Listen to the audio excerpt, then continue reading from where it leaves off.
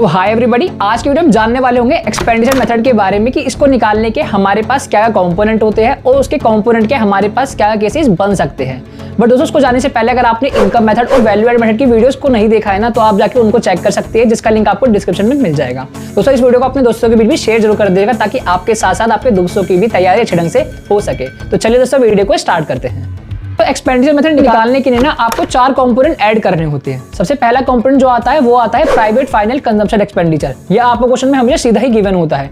दूसरा आता है गवर्नमेंट फाइनल कंजम्पशन एक्सपेंडिचर, ये भी आपको क्वेश्चन में सीधा गिवन होता है। अगला आता है इन्वेस्टमेंट एक्सपेंडिचर। अब होता क्या है, क्वेश्चन में ना कभी कभार आपको ये इन्वेस्टमेंट एक्सपेंडिचर दे देगा, या फिर इसका दूसरा नाम होता है जिसको हम कहते हैं ग्रॉस डोमेस्टिक कैपिटल फॉर्मेशन, या फिर आपको ये दे देगा। तो आपको इन दोनों में से जो भी वैल्यू गिवन होगी आपको उसको लेके चलना होता है। बट मेजॉरिटी क्वेश्चन में चांसेस होते हैं कि वो आपको ग्रॉस डोमेस्टिक कैपिटल फॉर्मेशन ही देता है। अगर वो ये नहीं देगा तो इसके क्या केसेस बन सकते हैं, इसको भी डिस्कस करेंगे।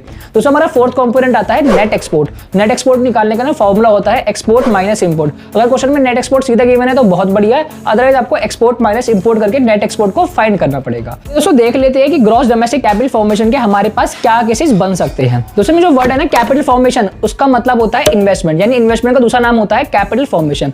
अब इन्वेस्टमेंट दो जगह की जा सकती है, एक होती है फिक्स एसेट्स में, एक होती है इन्वेंट्री में। यानी जो हमारा क्वेश्चन होता है ना उसके अंदर फिक्स एसेट वाली इन्वेस्टमेंट हमेशा इंक्लूड हमें गिवन ही देता है। अब जो होता है ना क्वेश्चन में, उसमें हमें इन्वेंट्री वाली इन्वेस्टमेंट को ऐड करना होता है। अब इन्वेंट्री में कितनी इन्वेस्टमेंट करिए उसको निकालने का फॉर्मूला होता है चेंज इन स्टॉक, यानी क्लोजिंग माइनस ओपनिंग स्टॉक। अगर हम करते हैं तो हमारा चेंज इन स्टॉक आ जाता है, ये इसका फॉर्मूला होता है। अगर ये क्वेश्चन में गिवन है तो बढ़िया है, अदरवाइज को हम निकाल भी सकते हैं इस फॉर्मूले के थ्रू। तो सब वो क्वेश्चन में करता क्या है, वो हमें 3-4 तरीकों से गुमराह करने का ट्राई करता है। और वो गुमराह में कैसे करेगा, चलिए इसका पहला केस देखते हैं। वो हमें वर्ड गिवन देगा नेट डोमेस्टिक कैपिटल फॉर्मेशन। अगर आप इसको ग्रॉस डोमेस्टिक कैपिटल फॉर्मेशन से कंपेयर करोगे ना, तो आपको यहाँ ग्रॉस और नेट का डिफरेंस दिखेगा। और हमें पता है ग्रॉस और नेट में डिफरेंस होता है, वो होता है डेप्रिसिएशन का। यानी जब भी हमें net domestic capital formation given होगा ना, अगर उसमें हम डेप्रिसिएशन को प्लस कर देंगे तो हमारा ग्रॉस डोमेस्टिक कैपिटल फॉर्मेशन आ जाता है। ये तो हो गया केस नंबर 1। केस नंबर 2 में वो करता क्या है, वो हमें वर्ड देगा gross domestic fix capital formation.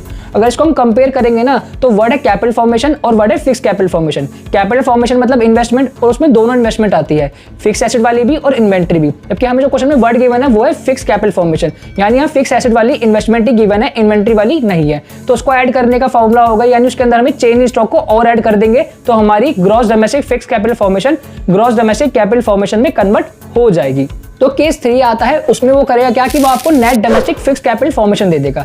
जब आप इसको कंपेयर करोगे ना, तो पहले आपको कंपैरिजन में डिफरेंस दिखेगा कि वो ग्रॉस है और ये नेट है। तो आप क्या करोगे, इसके अंदर डेप्रिसिएशन को ऐड कर दोगे ताकि जो नेट वाला है वो ग्रॉस में कन्वर्ट हो जाए। अगर आप आगे जाओगे तो उसमें चेक करोगे कि यहाँ वर्ड गिवन है फिक्स कैपिटल फॉर्मेशन, तो आपको उसको कैपिटल फॉर्मेशन बनाना है तो आपको उसके अंदर चेंज इन स्टॉक को और ऐड कर देना पड़ेगा। यानी अगर हमें क्वेश्चन में net domestic fix capital formation given हो ना, तो हमें पहले डेप्रिसिएशन को ऐड करना है और उसके बाद चेंज इन स्टॉक को ऐड करना है, तो हमारा ग्रॉस डोमेस्टिक कैपिटल फॉर्मेशन आ जाएगा। जब हम इन चारों कंपोनेंट को ऐड कर देंगे ना, तो हमारा जो निकल कर आता है एग्रीगेट, उसको कहते हैं जीडीपी एमपी। यानी जीडीपी एमपी निकालने का एक सिंपल सा फॉर्मूला होगा, कंजम्पशन एक्सपेंडिचर को प्लस करना, गवर्नमेंट एक्सपेंडिचर को प्लस करना, इन्वेस्टमेंट एक्सपेंडिचर को प्लस करना और नेट एक्सपोर्ट को प्लस करना। जैसे इसको हम प्लस करेंगे तो हमारा जीडीपी एमपी निकल कर आ जाएगा। अभी जीडीपी एमपी से हम चाहे तो क्वेश्चन में नेशनल इनकम भी निकाल सकते हैं, जिसको हम एनएनपीएफ से डिनोट करते हैं, या फिर डोमेस्टिक इनकम भी निकाल सकते हैं, जिसको हम एनडीपीएफ से डिनोट करते हैं, या फिर इसके अलावा हम कोई सा दूसरा एग्रीगेट भी निकाल सकते हैं इस एग्रीगेट से। सो आई होप आपको समझ आएगा बेसिकली कि कैसे एक्सपेंडिचर मेथड से हम नेशनल इनकम या फिर किसी भी एग्रीगेट को फाइंड करते हैं और उसके क्या कंपोनेंट्स हो सकते हैं और उनके कंपोनेंट्स के क्या केसेस बन सकते हैं।